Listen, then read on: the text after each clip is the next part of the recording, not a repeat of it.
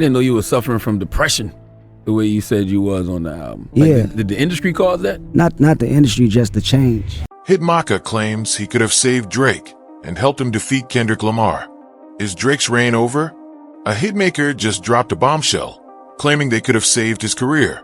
But is it too late for the Sixth God? That's the question on everyone's lips after a producer boldly stated they could have transformed Drake's recent output. Not just tweaked it, but completely overhauled it, turning every track into a chart-topping smash. This wasn't a casual remark, it was a declaration, a challenge to the very notion of Drake's invincibility. I love Electra Chung's shoulders. Yeah. You love the shoulders? I just love her shoulders. She's actually blushing as well. She's Imagine, they claim, if Drake had leaned on their expertise, every verse sharpened to a razor's edge, every hook polished to a diamond's brilliance. They're saying they would have dissected his tracks with surgical precision, identified the core elements of a hit, and stripped away anything that didn't serve that purpose. They would have taken the raw potential, the sparks of brilliance, and molded it into pure, undeniable gold. Play me what you got right now, they said, not the disc records. The implication is clear. Drake's recent material, while not entirely lacking in merit, Really, money really don't make me. I'm learning that now. You know, that's not really my peace of mind, having money. missed the mark, failing to ignite the cultural zeitgeist. But can a hit song win a lyrical war? That's the crucial question, especially in the context of Drake's recent, highly publicized battles. The battle with Kendrick Lamar wasn't just another rap feud. It was a lyrical detonation, a seismic event that shook the foundations of hip-hop. Kendrick didn't just throw punches. He unleashed calculated strikes, each one designed to inflict maximum damage. From the incendiary hits, Like That, and Euphoria, each track felt designed to dismantle Drake's defenses, to expose his vulnerabilities. You have been behind the scenes, hitting his baby moms, sending money to baby. Yo, dog, you been back and sending messages to this wife. But why didn't Drake respond with the same ferocity, the same relentless aggression? That's the question that's left many scratching their heads, searching for answers in the aftermath. While Kendrick's verses felt like precision-guided missiles, targeting specific weaknesses, Drake's responses seemed muted, almost hesitant, almost as if he was holding back, unwilling or unable to unleash his full potential. Was it a strategic move, a calculated restraint, a belief that silence was the most powerful weapon? Now I gotta dig deeper into who the person is. Now I gotta dig in and see, what are y'all like? What's your family like? Oh, your dad left you at 5. Oh, I get that. And he never walked you to the bus stop. You're mad about this. Or was something else at play? A deeper uncertainty that prevented him from engaging fully? The industry buzzed with speculation, with analysts and fans alike dissecting every word, every nuance. Some whispered about a lack of focus, a distraction from the core of his artistry. Others about a shift in priorities, a move away from the competitive fire that had once defined him. But the stark contrast in intensity was undeniable. They might try and move funny with you. They might stab you in the back. They might do a lot of things to you. You'll come to that realization. Wherever you're at in life, you've probably been there and you'll be there again. That's how life is. But look, sometimes it's you and you alone by yourself. Sometimes it's you alone with your thoughts. Sometimes, you know what? Fuck, play this song, don't. Kendrick's lyrical onslaught wasn't just about diss tracks. It was a calculated dissection, a dismantling of Drake's perceived invincibility, a challenge to his very legacy. Before this lyrical war, another battle left scars that had yet to heal, wounds that continued to fester. Before the Kendrick clash, there was the explosive fallout with Pusha T. And explosive barely scratches the surface of the impact. Pusha T came with information that was too explosive, too personal to counter. Was this the beginning of the end for Drake? The moment when his carefully constructed persona began to crumble? Allegations that shook Drake's core. Oh, like you parade your dad around in these weird suits. You parade him. It's clown-like. That's what I get. I get clown feelings from that. Leaving him seemingly unable to respond, to formulate a coherent defense. It wasn't just a lyrical jab.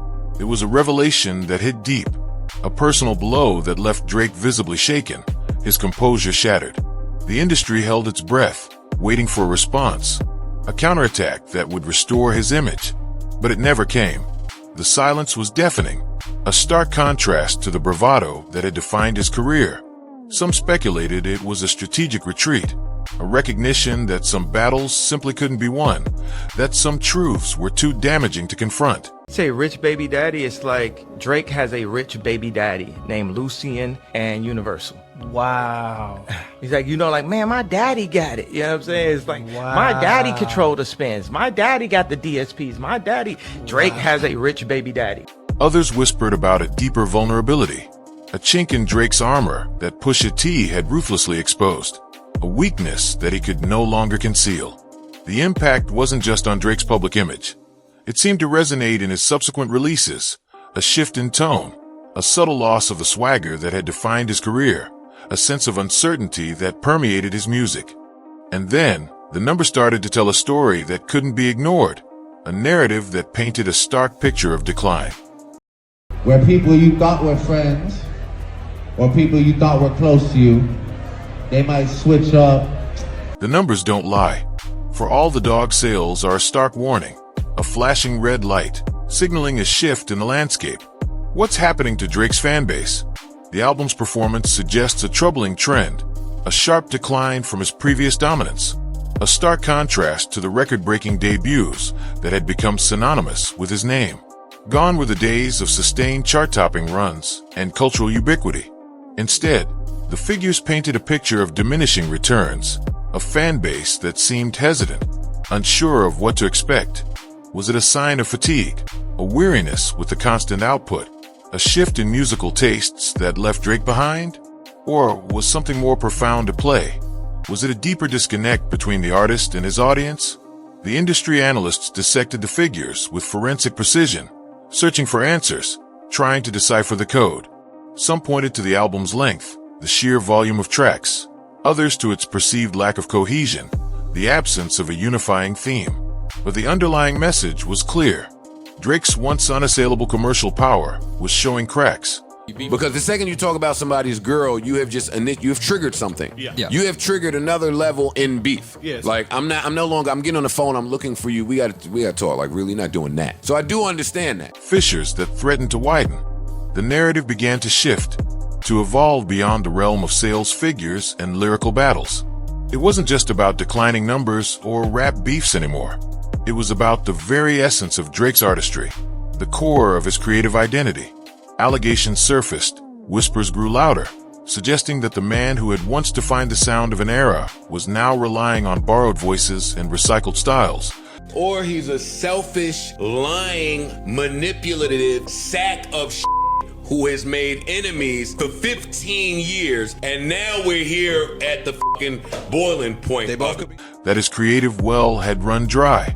The genre hopping, once seen as a sign of versatility, a willingness to experiment, was now being viewed with suspicion, as a desperate attempt to stay relevant, to cling to the fading spotlight. Was it innovation, a genuine exploration of new sonic territories, or a desperate attempt to mimic the sounds of the moment? Wait, time out. Before y'all go any further, I've been saying for quite some time, no, niggas from a different generation, like you just speaking, you can't talk about somebody's girl. The lines blurred, the distinctions became hazy. The authenticity that had been Drake's hallmark, his defining characteristic, was now being questioned, challenged, undermined. The fans, once fiercely loyal, began to voice their concerns, their doubts, their anxieties. Was the Sixth God still the artist they had fallen in love with, the voice of their generation? Or had he become a caricature, a shadow of his former self, a product of his own success? My real friends are definitely in the building. But I'm gonna tell you, you're gonna come to a point in life. The stage itself began to tell a story of its own, a narrative written in canceled shows and hushed rumors, tour cancellations, health rumors. Could Drake's stage presence be fading or his energy waning? Or is he just changing the game, evolving beyond the traditional concert experience? The rumors surrounding his tour and health have only fueled the speculation. He said it. Pusha put it out there. Nothing is out of bounds right now. What did Drake say about his fiancée? He said her name, a wedding ring of what? Said he was gonna make it ring. But Push probably feels like adding another layer of uncertainty to the narrative. The energy that once defined his live shows, the electrifying performances that had captivated audiences, seemed to waver, to flicker. Reports of cancellations, attributed to health concerns, raised eyebrows, prompting questions about his well-being. Was it a legitimate issue, a temporary setback, or a sign of something deeper, a more fundamental shift? The whispers grew louder, the speculation more intense. Was Drake's legendary stamina fading, his ability to command the stage diminishing? Was the pressure of maintaining his status, of living up to his own legend, finally taking its toll? The stage, once his domain, his kingdom, was now a source of anxiety and uncertainty, a symbol of his vulnerability. The narrative turned to the very structure of his career, the foundation upon which his empire was built. With the Universal contract ending, what's next? The industry is buzzing with theories about Drake's future, with insiders and analysts alike trying to predict his next move. The rumors swirled, the speculation reached a fever pitch. A shift from artist to executive, a move towards independence, a complete reinvention of his public persona. They seem like enough for you now, which is odd. No, I don't think so. Really? You don't think that they're tired of the brat just I think that he might be, and stomping his fucking feet? We done had them conversations and the line is drawn. Yeah. Ain't no budget no more. Yeah. Okay then, nigga, it's up. Do what you gotta do. The ending of his Universal contract ignited speculation about his next move, prompting questions about his future alliances and creative direction. Was he preparing to step away from the spotlight, to build an empire from behind the scenes, to become a mogul in his own right? Or was he planning a dramatic return, a resurgence that would silence all the doubters, that would reclaim his place at the top? The possibilities seemed endless, yet the uncertainty was palpable, the tension thick. The sixth god, once a constant force in the music world, was now shrouded in mystery, his future shrouded in doubt. Cool to see you in that video. How did that come about, and does that mean they can't play Drake in this building anymore? I mean, you love Drake. You love Drake. You always could play him, you know. Is this the end of an era, or is Drake about to reinvent himself, to emerge from the ashes stronger than ever? The hitmaker has spoken, claiming they held the keys to his success, the secret formula to his longevity. The numbers tell a story of decline. The rumors paint a picture of uncertainty, of a man grappling with his own legacy. But Drake has defied expectations before, has proven his resilience many times. Is this a temporary stumble, a necessary pause before his next evolution, a moment of introspection before his next act? Or has the six gods' reign truly come to an end, his era fading into the history books? The hitmaker has spoken, but only time will tell. What do you think?